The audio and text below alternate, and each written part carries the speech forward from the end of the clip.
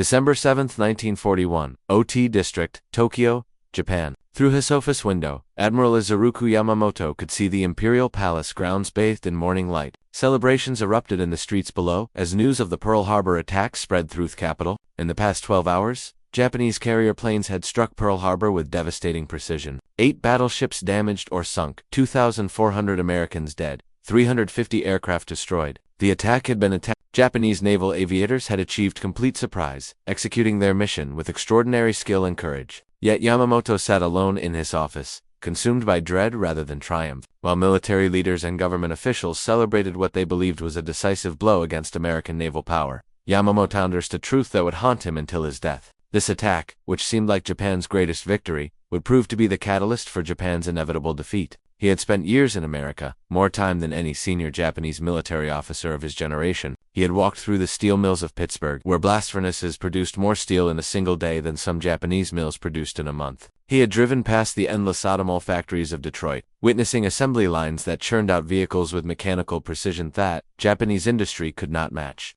He had seen the agricultural abundance of California's Central Valley, where farms produced food surpluses that fed millions. While Japanese agriculture struggled to feed its own population, he knew what his fellow officers refused to believe. America possessed industrial capacity that defied Japanese comprehension. The mathematics of war that his colleagues celebrated would soon become the mathematics of Japan's doom. What none of them understood, what they could not accept, even when confronted with evidence, was that this attack would trigger the most rapid industrial mobilization in human history, a transformation so complete that within 6 months, American production would shatter every assumption Japanese war planners had made about their enemy's capabilities. The sleeping giant metaphor that would later become associated with this moment was apocryphal, but the sentiment was, America, once aroused to fury, would prove unstoppable. The collapse of Japanese strategic assumptions began not with a military defeat but with a single presidential speech. January 6, 194,230 days after Pearl Harbor, President Franklin Delano Roosevelt stood before a joint session of Congress to deliver his State of the Union address. He announced production goals that Japanese intelligence officers monitoring Vest Beach would later dismiss as propaganda.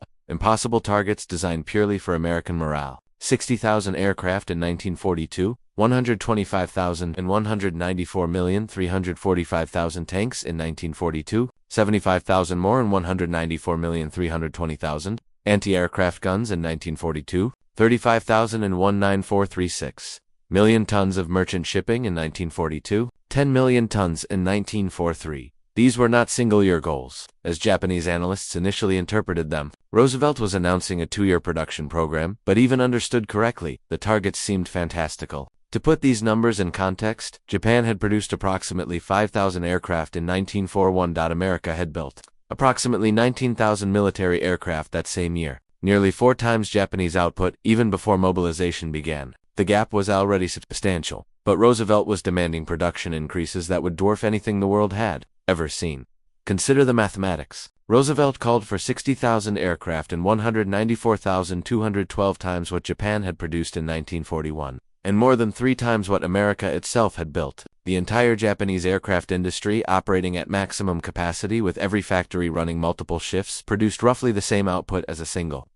Japanese military planners simply could not conceive of industrial capacity on the scale Roosevelt was describing. Admiral Yamamoto had warned of this possibility. In 1941, months before Pearl Harbor, he had held a secret conversation with Prime Minister Fumio Kono. The exact timing of this meeting remains disputed by historians with sources citing dates ranging from early 1942, November 1941, but the substance of Yamamoto's warning is well documented. If we are ordered to do it, I can guarantee to put up a tough fight for the first 6 months. But I have absolutely no confidence as to what would happen if it went on for 2 or 3 years. The Admiralty had ignored his warning. The Army General Staff had dismissed his caution as weakness, as defeatism unsuitable for a warrior. They believed American society was too soft, too divided, too decadent, too mobilized for total war. They pointed to American isolationism, labor disputes, racial tensions, and political divisions as evidence that America lacked the unity and discipline necessary for modern. They were catastrophically wrong. Within weeks of Pearl Harbor, the American industrial machine began a transformation that would rewrite the rules of modern warfare and establish new standards for national mobilization. The War Production Board was established on January 16, 1942,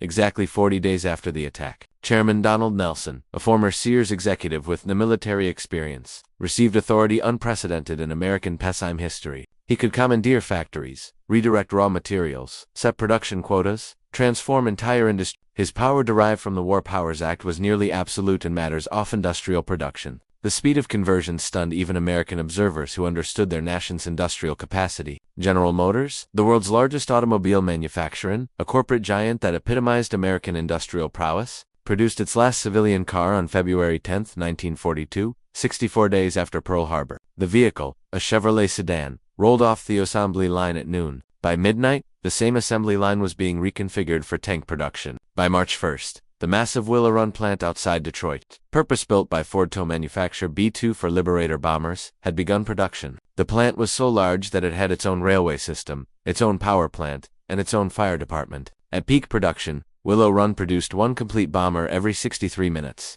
Ford, Chrysler, Studebaker, Packard, every major automobile manufacturer in America ceased civilian production entirely. These factories, which had produced 4.5 million cars in 1941, feeding America sepide for personal transportation and symbolizing the American way of life, would produce exactly 0 civilian vehicles for the duration of the war. Instead, they built tanks, aircraft engines, artillery shells, machine guns, and military vehicles in quantities that Japanese planners had calculated were mathematically impossible. Given America's pre-war industrial base, the automobile industry's conversion provides a window into American industrial flexibility. A factory that had built car engines could, with relatively minor retooling, build aircraft engines. Workers who had assembled transmissions could learn to assemble tank drive. The fundamental industrial infrastructure, the machine tools, the trained workforce, the management systems, these supply chains could be redirected toward military production with stunning speed. Japan possessed no equivalent flexibility. Japanese military production existed in dedicated facilities that could not easily be converted or expanded. When a Japanese aircraft factory was damaged by bombing, it could not be quickly rebuilt or replaced. When American factories were operating at capacity, new factories were built in months. The scale of American production began overwhelming Japanese expectations almost immediately. In 1942, American factories produced 47,000 military aircraft, falling short of Roosevelt's ambitious goal of 60,000, but still nearly 10 times Japan's annual attitude of approximately 5,000.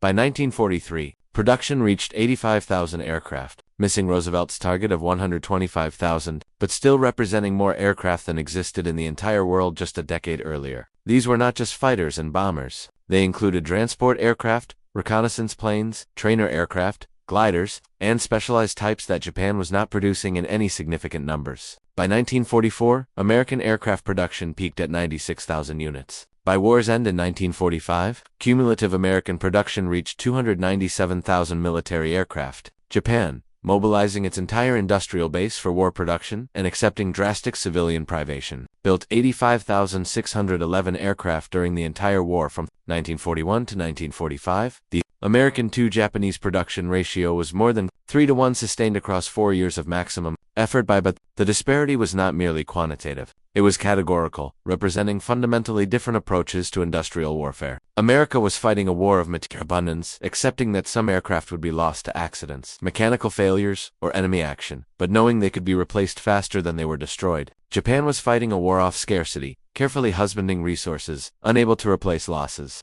watching their numerical strength decline month by month, regardless of tactical victories achieved. But the transformation went far beyond simple numbers on production charts. It represented a fundamental reorganization of American society that Japanese observers found incomprehensible. Boeing's Seattle plant provides an illustrative example. In 1941, before Pearl Harbor, the facility employed 4,000 workers producing aircraft at a modest pace. By the war's peak, the plant employed 30,000 workers, operating 3 shifts per day, 7 days per week. The workforce had increased 7-fold in less than 3 years. Similar expansions occurred at every major defense contractor across America. Where did these workers come from? From every segment of American society. Women who had comprised less than 1% of aircraft industry workers before the war made up over 10%.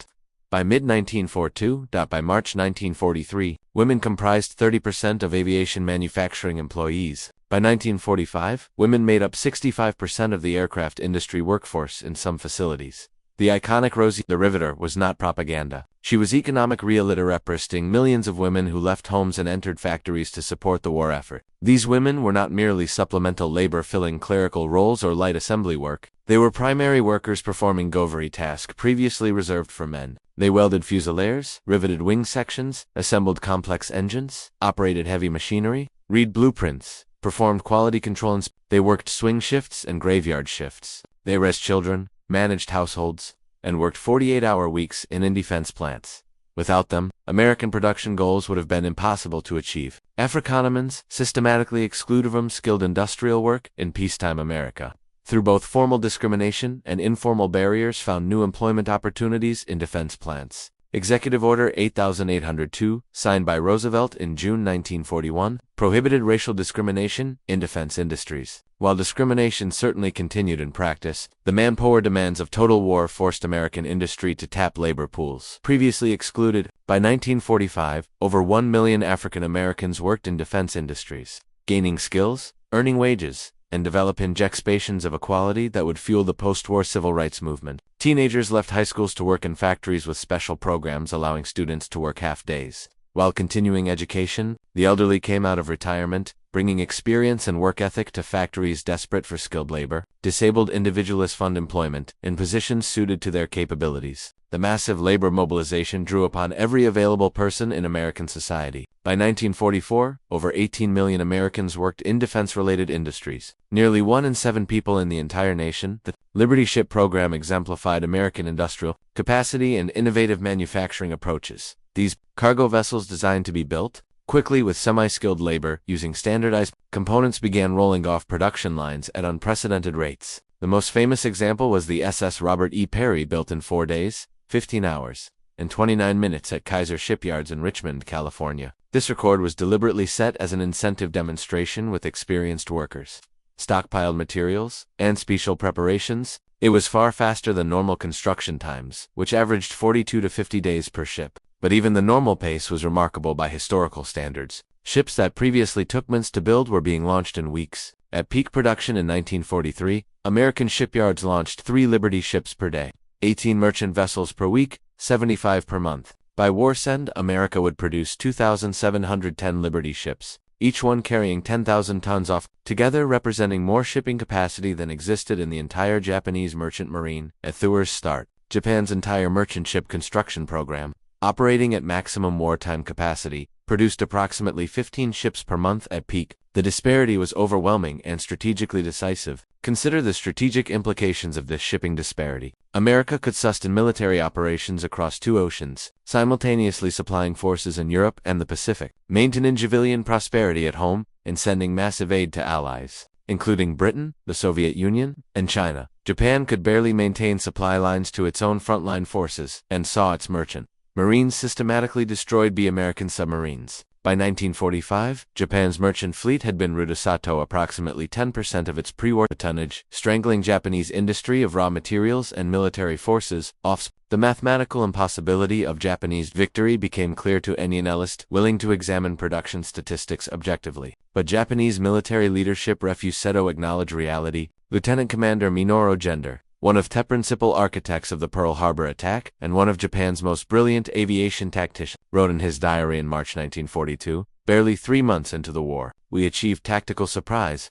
but I have guaranteed strategic defeat. The Americans are not collapsing, as we predicted. They are building, they are unified." His concerns were noted by superiors, and Gender was quietly removed from strategic planning duties. The military leadership did not want officers who questioned inevitable. The Battle of the Coral Sea, in May 1942, 5 months after Pearl Harbor, demonstrated the first significant check to Japanese expansion. For the first time since the war began, a Japanese invasion force was turned back without achieving its objectives. The Imperial Japanese Navy had planned to capture Port Moresby in New Guinea, establishing air bases within striking distance of Australia, and completing Japan's defensive perimeter. American and Australian naval forces intercepted the invasion fleet, leading to history's first aircraft carrier battle, where opposing ships never came within visual range of each other. The tactical results were roughly even. The light carrier was sunk and the fleet carrier Shuko was badly damaged. The American carrier Lexington was sunk and Yorktown was damaged, but the strategic implications favored America more significantly than ship losses. The Japanese lost 90 aircraft and 77 pilots. For the Imperial Japanese Navy, these pilot losses were catastrophic. Japanese naval aviation training programs were lengthy, demanding, and produced relatively few graduates. Replacing 77 experienced pilots required a year or more, assuming training facilities and fuel were available, which they increasingly were not. These losses, which would have been acceptably at rates in a war against an equal power, were unsustainable against American production capacity. While Japan struggled to build replacement aircraft, train new pilots, and repair damaged carriers, American factories and flight schools operated 24 hours a day. New American pilots were completing training every week. New American aircraft were rolling off assembly lines every hour. The attrition equation favored America overwhelmingly. Then came Midway, June 4th through 7th, 1942, exactly 6 months after Pearl Harbor. Precisely as Admiral Yamamoto had, the battle would prove the turning point of the Pacific War, not because of American tactical superiority, which was questionable, but because it revealed the strategic vulnerability that American production capacity would exploit relentlessly for the next 3 years. Admiral Yamamoto had committed 4 fleet carriers to the Midway operation: Akagi Kaga, Soryu, and Hiwi. These vessels represented the core of Japanese naval air power, the same carrier force that had struck Pearl Harbor. Their pilots were the most experienced in the world, veterans of operations in China, Pearl Harbor, the Dutch East Indies, and the Indian Ocean. They had trained together for years, achieving levels of coordination and skill that American aviators, many with only months of training, could not match. Japanese naval aviation was, plane for plane, and pilot for pilot, superior to anything America could field in mid-1942. None of this mattered when American dive bombers arrived over the Japanese carriers at the critical moment. American counterakers operating from a basement facility at Pearl Harbor had Japanese naval codes and provided Admiral Chester Nimitz with remarkably detailed information about Japanese plans. Nimitz positioned 3 carriers, Enterprise, Hornet, and Thea, hastily repaired Yorktown in ambush positions northeast of Midway Island. The Japanese, expecting surprise, sailed into a trap. The battle itself was decided in 5 minutes on the morning of June 4th. 3 squadrons of American dive bombers arriving over the Japanese carriers by chance rather than coordination found 3 carriers with their decks crowded, with armed and fueled aircraft being prepared for strikes. Akagi, Kaga, and Soryu were hit by multiple bombs and transformed into infernos within minutes. Fuel line, bomb magazines exploded. Armed aircraft on deck detonated. The Karius, which had been Japan's premier naval assets hours earlier, became flaming wrecks that had to be scuttled. Hugh, operating separately, launched a counterattack that crippled the American carrier Yorktown, but was itself discovered and destroyed later that day. In a single day of combat, Japan lost 4 irreplaceable fleet carriers and between 248 and 320 aircraft, depending on how losses are calculated. 110 pilots died, representing just under 25% of the total air crew embarked on the 4 carriers. These pilots were their experience, their training, their institutional knowledge was lost permanently. American losses were significant. The carrier Yorktown was sunk by a Japanese submarine days after the battle. The destroyer Hammond, alongside Yorktown providing damage control assistance, was also sunk. 307 American servicemen died, but the strategic mathematics were what mattered. America lost 1 carrier. Japan lost 4. America could replace carriers faster than Japan could train pilots to fly from them. Japan could not replace either carriers or pilots, a trades necessary to sustain attrition warfare. The implications were catastrophic for Japanese strategy and became clearer with each passing month. In the 3 years following Midway, from June 1942 to June 1945, Japan would complete 6 new carriers. America would complete 17 Essex-class carriers during the same period, each owned larger, faster, and more capable than its Japanese counterparts. Each class carrier displaced 33,000 tons, carried 90 to 100 aircraft, and incorporated damage control features that made them extraordinarily difficult to sink. They were marvels of naval architecture and industrial production. But carrier production was only one measure of the industrial disparity that Midway had revealed. American shipyards, aircraft factories, pilot training programs, and every other element of naval aviation were scaling up exponentially, while Japanese capacity remained essentially static, or actually declined as resources became scarce, and factories were damaged by bombing. The mathematical inevitability of Japanese defeat became clearer with each month's production figures. Consider the aircraft production comparison in detail. In 1941, before Pearl Harbor, Japan had produced approximately 5,000 aircraft, while America built approximately 9, a ratio of nearly 4 to 1, favoring America. In 1942, American production reached 47,000, while Japan managed approximately 20,000, widening the gap to more than 2 to 1. In 1943, America produced 85,000 aircraft, while Japan built approximately 28,000, a ratio of 3 to 1. The gap continued widening throughout the war. By war's end, America had produced 297,000 military aircraft total. Japan had built 85,611 aircraft during the entire war, from 1937 through 1945. If you include pre-Pearl Harbor production, the cumulative ratio was more than 3-to-1 sustained across years of maximum mobilization by both nations.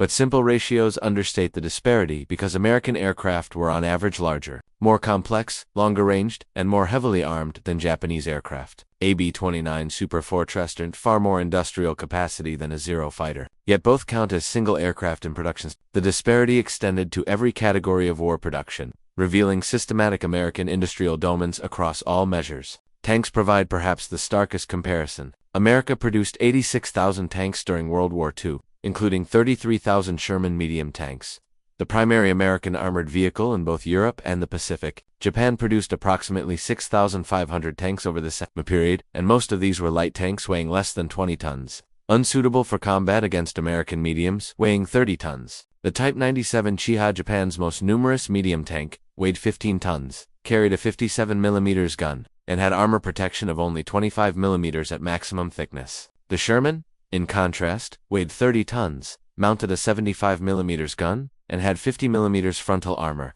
In any engagement between these vehicles, the Sherman had overwhelming advantages in firepower, protection, and mobility. But even if Japanese tanks had been technically equal, which they were not, the numerical disparity of 13-to-1 meant that Japanese armor was effectively irrelevant in the Pacific theater. American tanks could be deployed in overwhelming numbers, ensuring victory through sheer quantity. Even when qualitative differences favored Japan, American factories built 2 million military trucks during the war. Japan manufactured approximately 165,000 trucks. The ratio of more than 12-to-1 reflects fundamentally different approaches to military logistics. American forces were highly mobile with infantry divisions possessing thousands of trucks for transport and supply. Japanese forces relied heavily on railroads, coastal shipping, and human porters for logistics. When American forces cut Japanese supply lines, Japanese troops often found themselves immobilized and starving. American forces with abundant trucks and well-organized supply chains maintained operational tempo and combat effectiveness,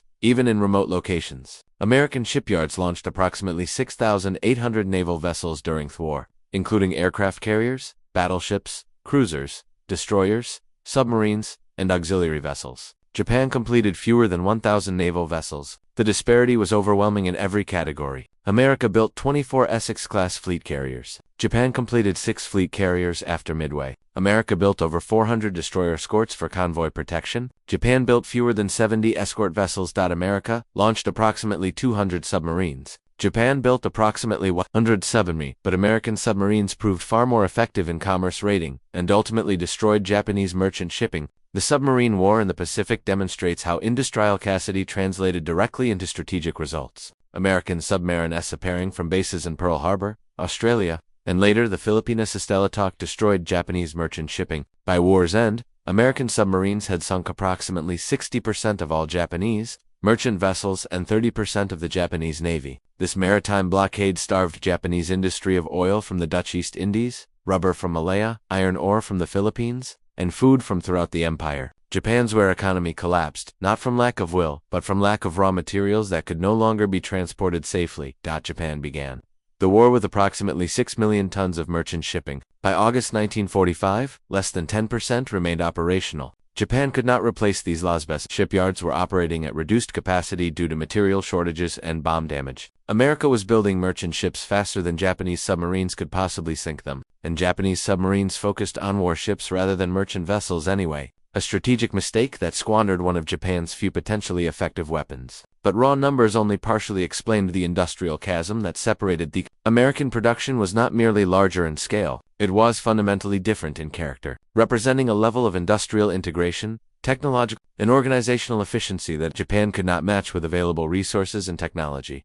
The B-29 Superfortress bomber exemplifies this difference better than any other single-weapon system. The B-29 was designed specifically to strike Japan from distant bases, addressing the strategic problem of how to attack Japanese home islands when carriers could not safely operate in range and island bases were not yet available. Boeing designed the aircraft to carry heavy bomb loads across 3,000 mid-distances at altitudes above 30,000 feet, higher than most Japanese fighters could effectively operate. The resulting aircraft was the most complex bomber of World War II and possibly the most sophisticated production aircraft built by any nation during the war. Each B-29 contained 40,540 different parts, from massive engine components to tiny electrical switches. The aircraft consumed 12 tons of aluminum in its construction, along with substantial quantities of copper, steel, rubber, and exotic materials like magnesium that Japan could barely obtain. 4 Wright R-3350 engines, each producing 2,200 horsepower, powered the bomber to operating speeds of 350 miles per hour at 30,000 feet altitude. The pressurized cabin allowed crew members to operate in normal clothing rather than bulky heated flight suits. Remtech-controlled gun turrets aimed by sophisticated analog computers proved offensive armor. The B-29 carried up to 20,000 pounds of bombs, equivalent to total bomb load of 20 fighters across distances of 3,000 miles. It struck targets that had previously been safe from air attack, bringing war directly to Japanese cities and industry. America would build approximately 4,000 of these bombers between 1943 and 1945. Each one represented industrial capacity and technological sophistication that exceeded Japan's entire aircraft industry output. The fact that America would produce 4,000 B-29s, while simultaneously building thousands of medium bombers, transports, and other aircraft types, reveals the scale of American industrial mobilization. The strategic bombing campaign against Japan demonstrated both American production capacity and the futility of Japanese resistance once American industry reached full mobility. The campaign began in earnest in November 1944 when B-29 bombers based in the Mariana Islands began regular attacks on Japanese industrial targets.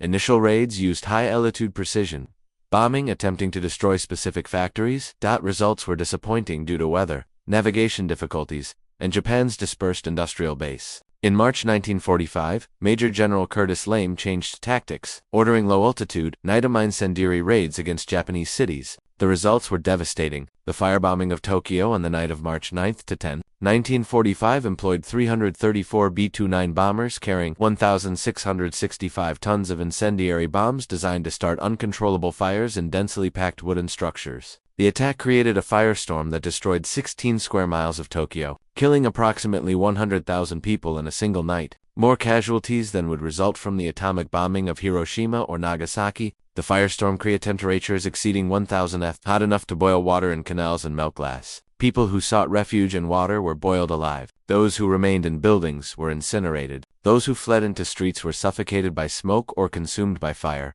The destruction was comprehensive and horrifying, exceeding anything that conventional bombing had previously. Yet this massive raid, which killed more people than any other single air attack in history up to that point, represented only a fraction of American bombing capability. Within weeks, similar raids struck Osaka, Kobe, Nagoya, Yokohama, and dozens of smaller cities throughout Japan. By summer 19, Japan's major urban areas had been systematically destroyed. American bombers were dropping leaflets warning specific cities of impending attacks, then returning days later to destroy them exactly as promised. This ecological warfare demonstrated that Japan had lost not only the physical capacity to defend itself, but also the ability to protect civilians from assault. Japanese fighter defenses, already depleted by years of attrition, could not prevent American bombers from operating with near impunity over Japanese territory. The Battle of the Philippine Sea, in June 1944, occurring exactly 2 years after Midway, demonstrated how completely American production had overcome Japanese tactical skill. The battle occurring the American invasion of the Mariana Islands,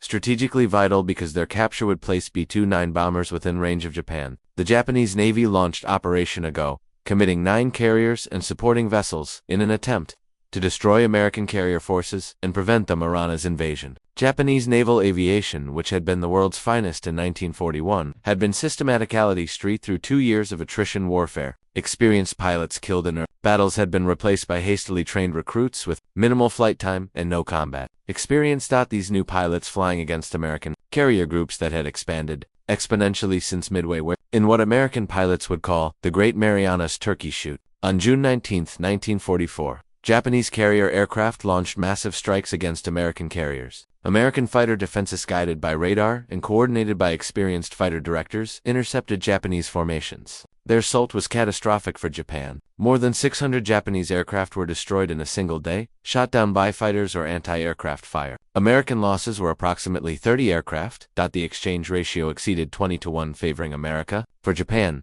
the loss of 600 aircraft in one day was catastrophic beyond imagination. American aircraft industry could replace 600 planes in less than a week of peak production. Japan required months to build that many aircraft. assuming materials and labor were available, which increasingly they were not. More critically, the pilots flying those aircraft were irreplaceable. Japan had no way to train hundreds of Korea pilots quickly. The few training facilities still operating lacked fuel, experienced instructors, and operational aircraft for student training. The Battle of the Philippine Sea effectively ended Japanese carrier aviation as a significant force. From that point forward, Japanese carriers operated without adequate aircraft or pilots. At the Battle of Lee Gulf in October 1944, Japanese carriers served primarily as decoys, carrying few aircraft and intended only to draw American carriers away from the invasion beaches. That strategy failed and Japanese naval power was effectively destroyed. By war's end, the Imperial Japanese Navy existed largely on paper, with surviving ships immobilized in harbors for lack of fuel. Women's role in American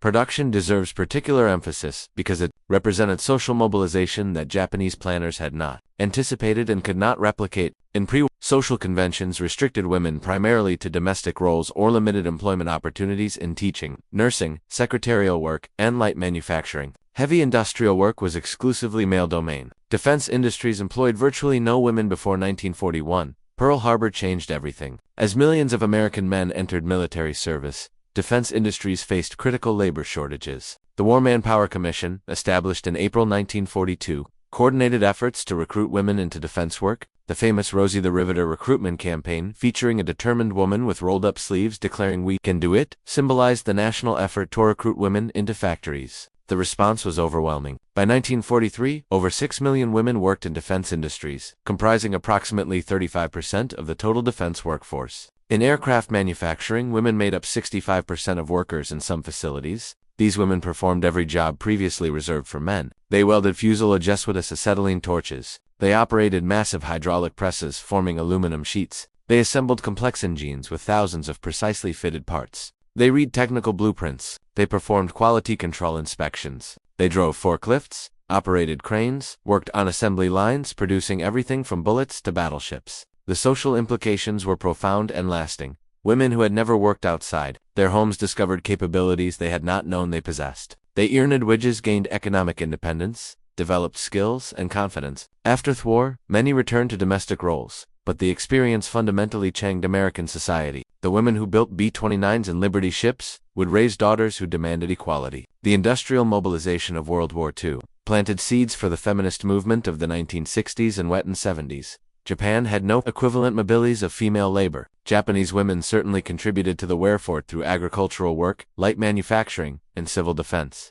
But Japanese industrial culture did not adapt to employ women in heavy manufacturing. This was partly cultural, reflecting traditional gender roles that were even more rigid than in pre-war America, but also practical. Japanese factories did not have labor surpluses to recruit from because Japanese men were not being drafted in numbers comparable to American mobilization. Japan simply lacked the population base and industrial capacity to fight both a total war and maintain at levels comparable to America. The Manhattan Project represented the ultimate expression of American industrial and scientific capacity, a program so vast and so secret that few Americans knew it existed even as it employed over 30,000 people. The project cost approximately $2 billion, more than the entire Japanese defense budget for some years of the war. The facilities constructed for the Manhattan Project were themselves industrial marvels. Oak Ridge, Tennessee was built from scratch in 1943 as a uranium enrichment facility. At peak operation, the facility consumed 1/17 of all electrical power generated in the United States, more than New York City. The electromagnetic separation equipped, designed to separate fissionable uranium-235 from more common uranium-238, was manufactured by companies that normally produced commercial electrical equipment, but were converted to produce components for atomic weapons.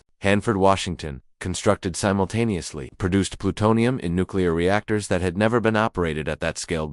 The reactors required constant cooling with water from the Columbia River, processed in facilities that were the largest industrial installations in the Pacific Northwest. The entire operation was experimental, based on scientific principles that were barely understood and engineering on scales never attempted. Los Alamos, New Mexico, served as the design laboratory where scientists and engineers designed the actual bombs. J. Robert Oppenheimer directed a team of brilliant scientists, many refugees from Nazi-occupied Europe, working frantically to complete weapons before Germany developed them first. The irony, not known until after the war, was that Germany never came close to building atomic bombs. German atomic research had been abandoned in early 1942 after scientists calculated that weapons development would require resources Germany could not spare from conventional arms production. The scientific knowledge, engineering expertise, and industrial infrastructure aid for the Manhattan Project existed nowhere else in the world. Britain had excellent scientists but lacked industrial resources. The Soviet Union had brilliant theoreticians but lacked the technological base. Germany had started ahead but abandoned thief. Japan had some of the world's best physicists but lacked uranium, industrial capacity, and the organizational resources for a program of necessary scale. Only America possessed all required elements. Scientific knowledge, industrial capacity, electrical power, rare materials, engineering expertise, financial resources, and above all, the organizational capability to coordinate efforts across dozens of sites, involving hundreds of companies and over 130,000 workers. On August 6, 1945, the B-29 Enola Gay, piloted by Colonel Paul Tibbets, dropped an atomic bomb on Hiroshima. The bomb, nicknamed Little Boy, used uranium-235 and detonated with force equivalent to 15,000 tons of TNT. The explosion killed approximately 70 to 80 people immediately and destroyed 4 square miles of the city. Tens of thousands more would die in subsequent weeks and months from radiation exposure and burns. 3 days later, on August 9, 1945, another B-29 dropped a second bomb on Nagasaki. This bomb, called Fat Man, used plutonium and detonated with slightly greater force, approximately 21,000 tons of TNT equivalent. The explosion killed approximately 40 to 60,000 people immediately in a city, partially shielded by hills that limited blast effects. These attacks demonstrated conclusively that Japan could no longer protect its population from American assault. Emperor Hirohito, speaking publicly first time in Japanese history, announced Japan's surrender on August 15, 1945. In his radio address, he cited the atomic bombs specifically as justification for surrender, stating that the enemy has begun to employ a new and most cruel bomb, the power of which to do damage is indeed incalculable. The formal surrender ceremony occurred on September 2, 1945, aboard the battleship USS Missouri in Tokyo Bay, ending the Pacific War. Japanese defense budget for some years of the war. The facilities constructed for the Manhattan Project were of themselves industrial marvels. Oak Ridge, Tennessee, was built from scratch in 1943 as a uranium enrichment facility. At peak operation, the facility consumed 1/17 of all electrical power generated in the United States, more than New York City. The electromagnetic separation equipped, designed to separate fissionable uranium-235 from more common uranium-238, was manufactured by companies that normally produced commercial electrical equipment, but were converted to produce components for atomic weapons. Hanford, Washington, constructed simultaneously, produced plutonium in nuclear reactors that had never been operated at that scale before. The reactors required constant cooling with water from the Columbia River, processed in facilities that were largest industrial installations in the Pacific Northwest. The entire operation was experimental, based on scientific principles that were barely understood and engineering on scales never attempted. Los Alamos, New Mexico served as the design laboratory where scientists and engineers designed the actual bombs.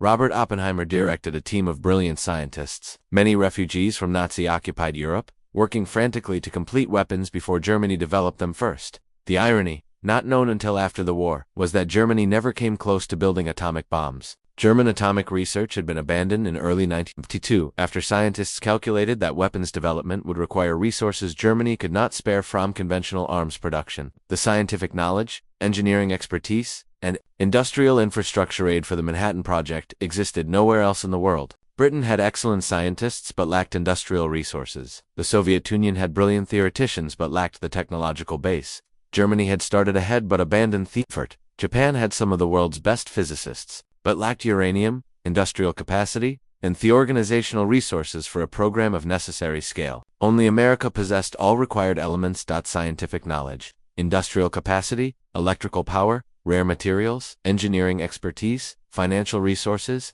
and above all, the organizational capability to coordinate efforts across dozens of sites involving hundreds of companies and over 130,000 workers. On August 6, 1945, the B-29 Enola Gay, piloted by Colonel Paul Tibbets, dropped an atomic bomb on Hiroshima.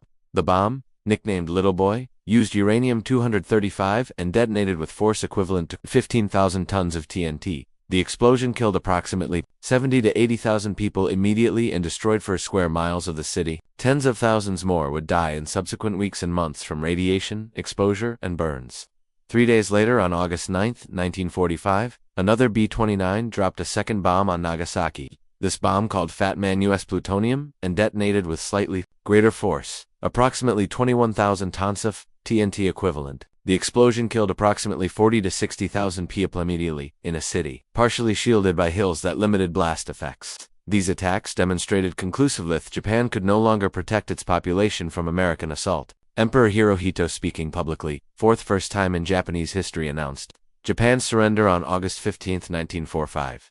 In his radio address, he cited the atomic bombs specifically as justification for surrender, stating that the enemy has begun to employ a new and most cruel bomb, the power of which to do damage is indeed incalculable. The formal surrender ceremony occurred on September 2, 1945, aboard the battleship USS Missouri in Tokyo Bay, ending the Pacific War. The strategic analysis of Japan's defeat reveals that Pearl Harbor, far from being Japan's greatest victory, was actually the trigger for inevitable collapse. Admiral Yamamoto had understood this truth before the attack. His prediction of 6 months of success followed by mounting difficulties proved accurate almost to the day. Midway occurred exactly 6 months after Pearl Harbor, June 4 to 7, precisely matching Yamamoto's timeline. From that moment forward, American industrial capacity made Japanese defeat mathematically certain regardless of courage, skill, or sacrifice displayed by Japanese forces.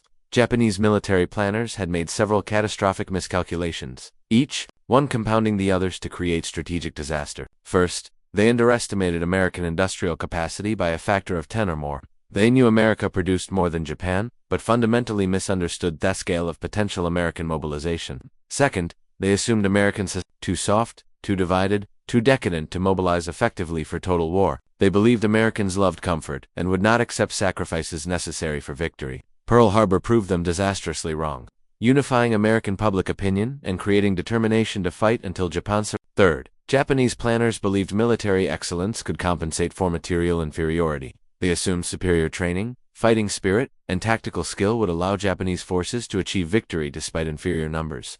This assumption ignored the mathematics of attrition warfare. Superior training matters in individual combat, but in industrial warfare involving millions of soldiers and tens of thousands of aircraft and ships, quantity has its own quality. American forces could accept losses, learn from mistakes, and return with improved equipment and fresh troops. Japanese forces could not replace losses and watched numerical strength decline month after month. Fourth, Japanese planners gambled that America would negotiate peace after early defeats rather than fight to unconditional surrender. They believed American casualties at Pearl Harbor, the Philippines, and early battles would create public pressure for negotiate peace that would leave Japan controlling much of its conquered territory. They fundamentally misunderstood American political culture and the determination that Pearl Harbor's surprise attack had created. America fought to unconditional surrender, accepting whatever casualties proved necessary to achieve complete victory. They were wrong on every calculation, and each miscalculation was compounded by Japan's inability to adapt when reality contradicted assumptions. Japanese military leadership, trained in a culture that valued spirit over material considerations, could not accept that industrial production mattered more than fighting spirit. They continued launching offensives even when losses were unsustainable,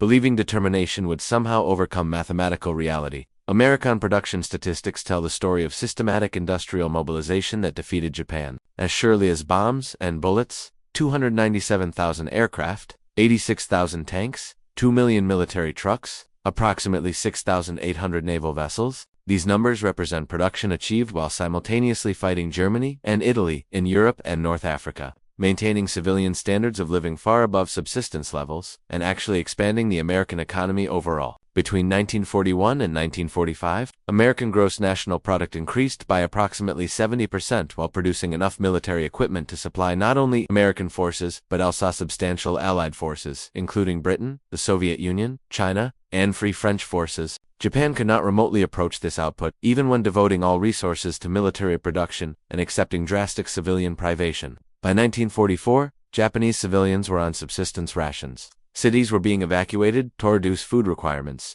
Industrial production was declining due to lack of raw materials as the American submarine blockade tightened. Yet American civilians enjoyed relative prosperity. Food remained abundant if rationed. Consumer goods remained available if restricted, and American industrial output continued expanding. The human cost of the war was staggering, and Mustab acknowledged even in a narrative focused on industrial production.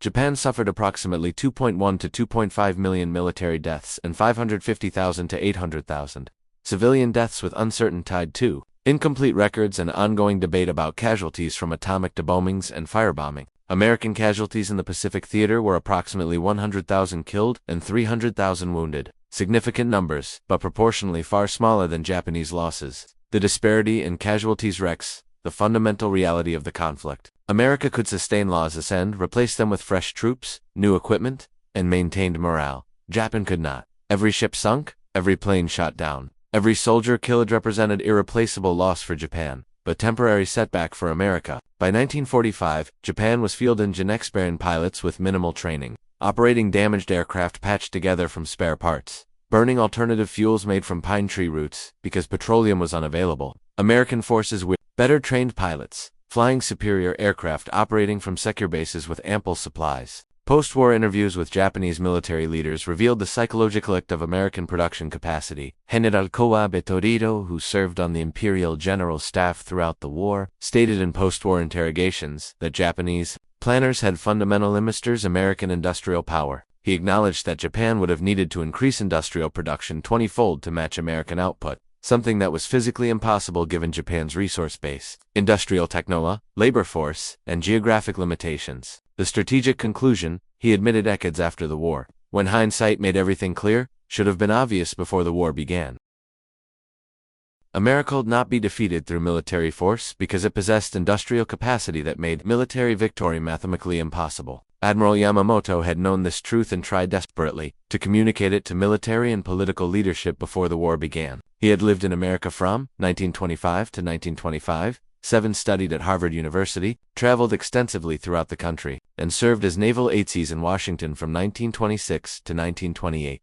He understood that American industrial capacity, once mobilized, would prove overwhelming. His famous 6-month prediction was not military analysis, based on battle tactics or strategic positioning. It was industrial calculation based on cold mathematics. He knew Japanese force could achieve tactical victories for approximately 6 months, the time required for American industry to mobilize fully and for the American military to absorb initial setbacks, learn lessons, and return with overwhelming force. After that point, American production would overwhelm Japanese forces through sheer material superiority, regardless of Japanese courage or tactical skill. His prediction proved accurate to the month, and his death in April 1943 meant he did not live to see the complete vindication of his warnings or the utter devastation that his colleagues' refusal to listen had brought upon Japan. The legacy of American production during World War II extended beyond military victory over Japan and Germany. The factories that built B-29 bombers converted to building commercial airliners, establishing American dominance in aerospace that continues today. The shipyards that launched Liberty ships built container vessels and tankers for global commerce. The industrial capacity mobilized for war production transitioned smoothly to peacetime prosperity, establishing America as the world's preeminent economic power for generations. That dominance began with production goals announced 30 days after Pearl Harbor improved through achievements that exceeded Japan's worst fears. The workers, engineers, and managers who performed this industrial mobilization deserve recognition, alongside soldiers who fought in combat zones. They demonstrated that modern warfare required total societal mobilization, that victory came from coordinated effort, involving millions of people across entire nations, and that industrial production mattered as much as tactical excellence on battlefields. Women welding Liberty ship hulls in Richmond shipyards contributed as much to victory as Marines landing on beaches at Uema and Okinawa. Engineers sizing production systems for rapid aircraft assembly were as important as fighter pilots, achieving air superiority towards Japanese cities. The entire American homeland mobilized for production in ways that Japanese settlers had calculated were impossible in a democratic society where citizens retained freedom and government power was limited. The story of Pearl Harbor's aftermath is fundamentally about industrial production, resource mobilization, and the triumph of systematic industrial capacity over tactical military excellence. Japan's military forces were superbly trained, tactically proficient, courageous beyond question, and willing to sacrifice everything for victory. Japanese pilots, sailors, and soldiers fought with skill and determination that commanded respect from their enemies. These qualities, as impressive as they were, proved insufficient against an opponent who produced weapons faster than they could be destroyed, ships faster than they could be sunk, and aircraft faster than they could be shot down. Modern warfare, as American production demonstrated colossus, was decided in factories as much as on battlefields. The nation that could mobilize industry effectively, organize production efficiently, and sustain output would defeat opponents regardless of tactical victories or individual heroism displayed in combat. This lesson, learned definitively in the Pacific War, would shape military thinking for generations and drive Cold War competition between America and the Soviet Union in following decades. Today, historians assess Pearl Harbor as one of history's greatest strategic miscalculations, a decision that demanded nation that made it. Japan attacked an opponent with more than 10 times their industrial capacity, believing that military excellence, fighting spirit, and tactical surprise could overcome material inferiority. They gambled that America would negotiate peace after early defeats rather than mobilize fully and fight unconditional surrender. They assumed American society was too divided, too soft to focused on individual comfort to accept sacrifices necessary for They were wrong on every calculation, and the cost of those miscalculations was complete defeat. Occupation, atomic bombing, loss of empire, and fundamental transformation of Japanese society and government. The 6 months from Pearl Harbor to Midway demonstrated the speed and completeness of American mobilization. The remaining 3.5 years of war demonstrated the inevitability of American victory once that mobilization achieved full strength and reached levels that Japan could neither match nor effectively resist. Roosevelt's production goals, announced 30 days after Pearl Harbor, in his State of the Union address and initially dismissed by Japan as propaganda designed for American morale, were largely achieved or exceeded when considered across the 2-year time frame Roosevelt had specified. 60,000 aircraft in 1942 became 47,000, falling short but still nearly 10 times Japanese annual output. 125,000 aircraft in 1943 became 85,000, missing the target,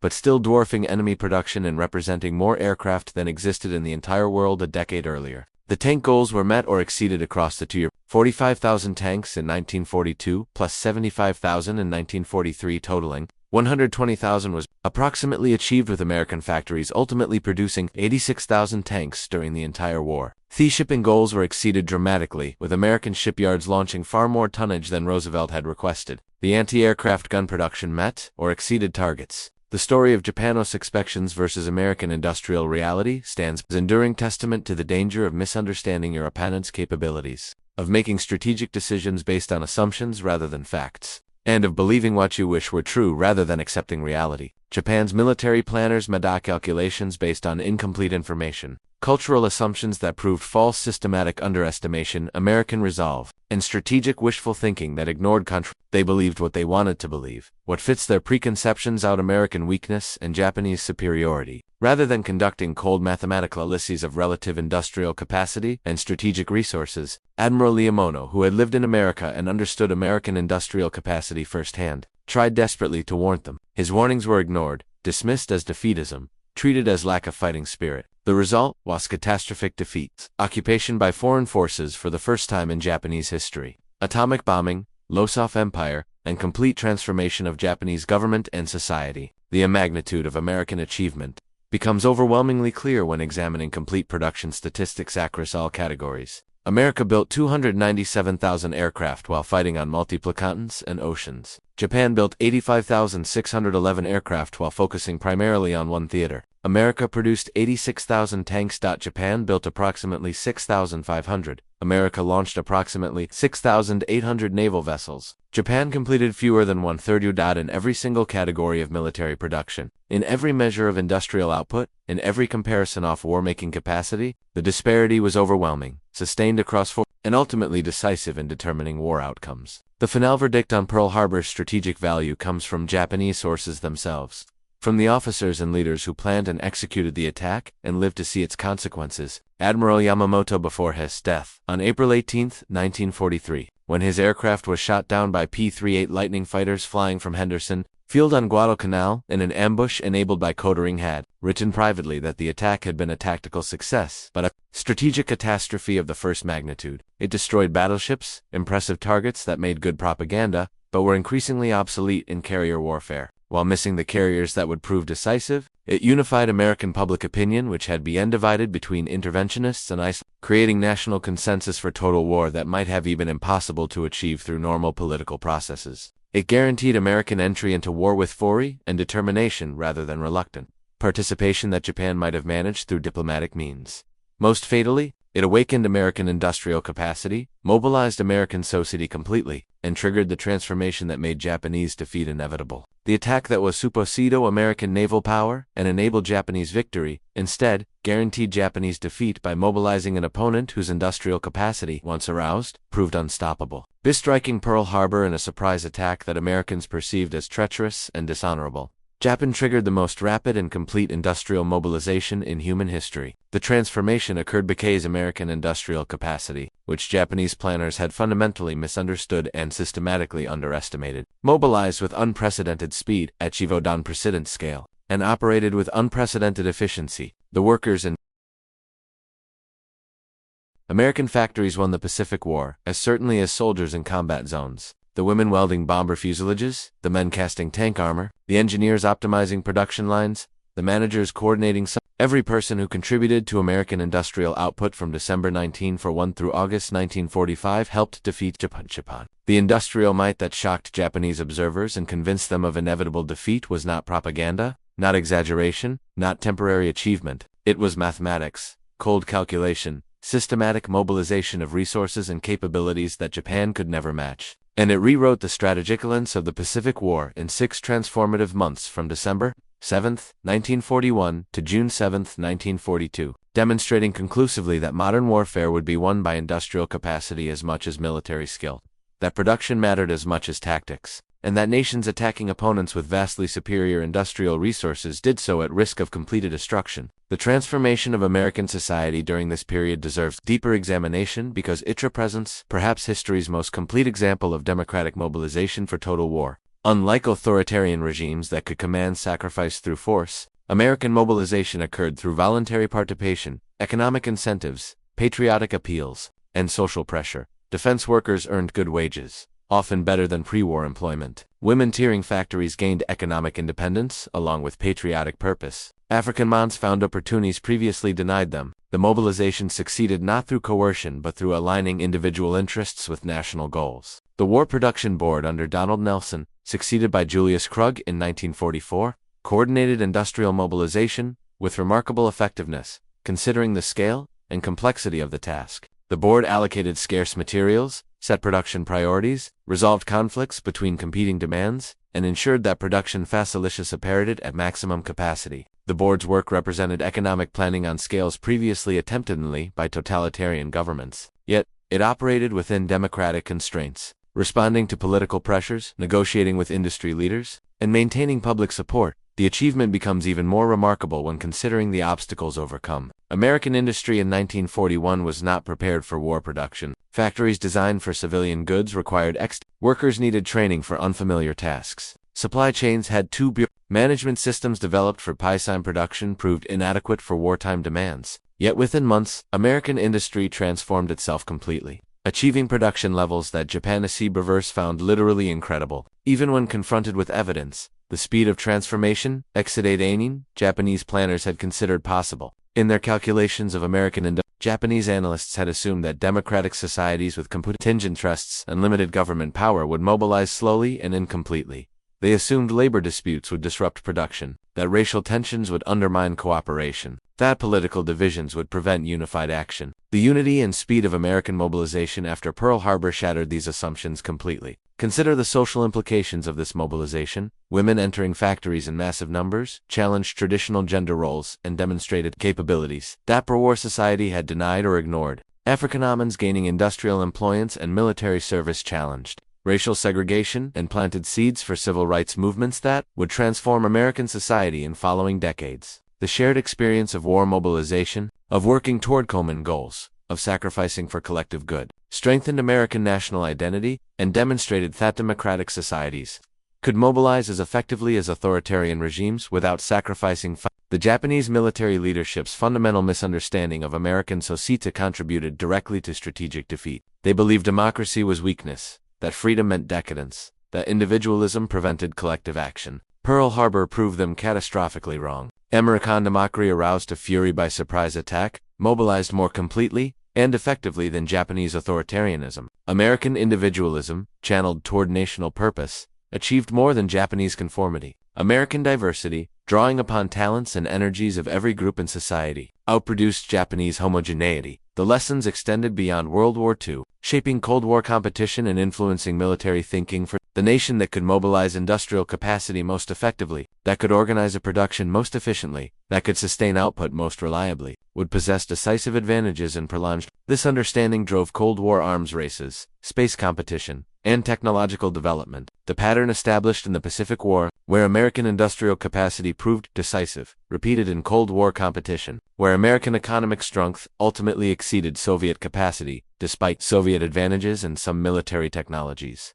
The human stories behind the statistics deserve remembrance. The teenage girl from Iowa who left high school to weld Liberty ship hulls, earning wages that supported her family and discovering capabilities she had never suspected. The African-American man from Mississippi who migrated to Detroit and found factory work that paid 3 times what he had earned as a sharecropper, experiencing for the first time what economic opportunity felt like. The grandmother from Oregon who came out of Fretterment to inspect aircraft parts, bringing decades of experience to quality control that ensured American pilots flew safe aircraft. These individuals, multiplied by millions across America, transformed their nation and changed world history. They were not soldiers, did not fire weapons, never saw combat, yet their contributions were as essential to victory as any battle won, any island captured, any enemy defeated in combat. They proved that modern warfare required total societal mobilization, that civilians mattered as much as soldiers, that home ranch was as important as battlefront. The legacy of their achievement extends to the industrial base they built supported American prosperity for generations. The social changes they initiated, particularly regarding women's roles and racial equality, transformed American society. The demonstration that democratic societies could mobilize effectively provided ideological foundation for Cold War competition and continues influencing debates about governance and social organization. Japan learned these lessons through catastrophic defeat.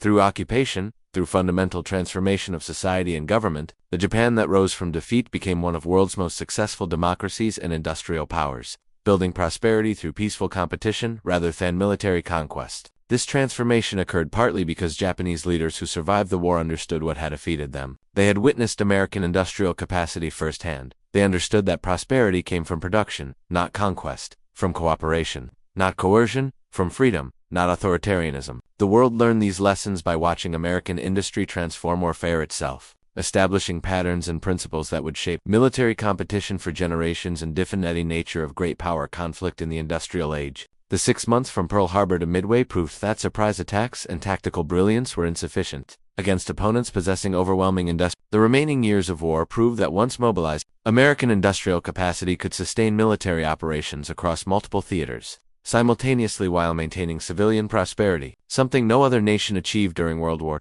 II. The final measure of American achievement appears in comparative statistics across all combatants. America produced approximately 40% of all military equipment manufactured by all nations during World War II, despite comprising only 6% of world population. This ratio of production to population stanton across 4 years of maximum effort exceeded anything achieved in human history, and demonstrated callousness that democratic could mobilize resources as effectively as any authoritarian system while maintaining political freedom and improving civilian standards of living. The industrial mobilization that defeated Japan continues teaching lessons about national power, socio-tolerance, and the sources of strength in modern competition between nations. Physical courage matters, tactical skill matters, strategic intelligence matters, but in prolonged conflicts between industrial powers, production capacity matters most. The nation that can build more, build faster, build better will eventually overwhelm opponents regardless of temporary tactical setbacks or individual heroism displayed in combat.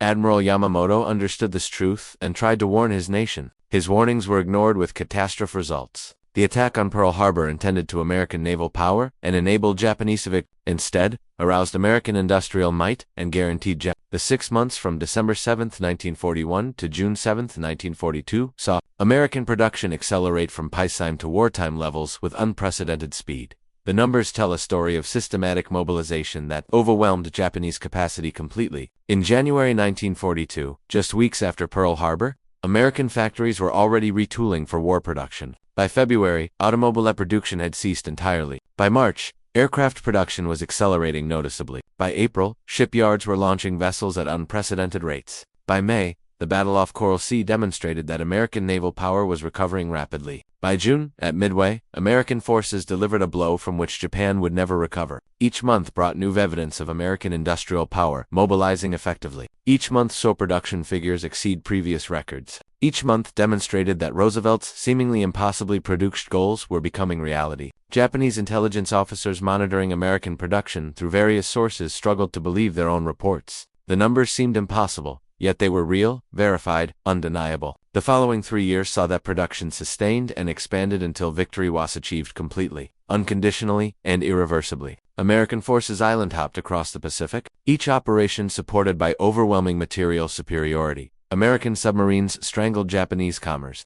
enabled by production that replaced lost submarines faster than Japan could sink them. American aircraft dominated Pacific skies, shooting down Japanese planes in lopsided ratios that reflected both superior training and vastly superior numbers. By 1945, Japan's situation was hopeless by any objective measure. Cities burned from strategic bombing, the merchant marine was destroyed, industrial production had collapsed, food shortages approached starvation levels, military force fought with obsolete equipment, inadequate supplies, and dwindling numbers. Yet Japanese leadership refused to surrender until atomic bombs demonstrated that America possessed weapons against which no defense existed, and that continuation of war meant national annihilation. The contrast between Japanese expectations in December 1941 and Japanese reality in August 1945 could hardly be more stark. Japan began the war expecting quick victories, territorial gains, a negotiated peace that would leave the empire intact and powerful. Japan ended the war with cities destroyed, empire lost, military defeated, and nation occupied by foreign forces for the first time in recorded history. The transformation from confident aggressor to defeated and occupied nation occurred in less than 4 years, driven primarily by American industrial capacity that exceeded Japanese worst fares and proved impossible to resist or overcome. This transformation, this complete reversal of fortune, this total defeat of an opponent that had seemed unstoppable in early 1942 resulted from American industrial mobilization that began in response to Pearl Harbor and achieved levels of reduction that rewrote strategic calculations. The Pacific War disputes many battles, its countless acts of heroism, its technological innovations, and its tactical complexities, was ultimately decided by industrial capacity. America possessed it, Japan did not. That difference was decisive, determinative, and ultimately transforming the Pacific region, establishing American dominance that persisted for generations, and demonstrating conclusively that modern warfare would be won in factories as certainly as on battlefields.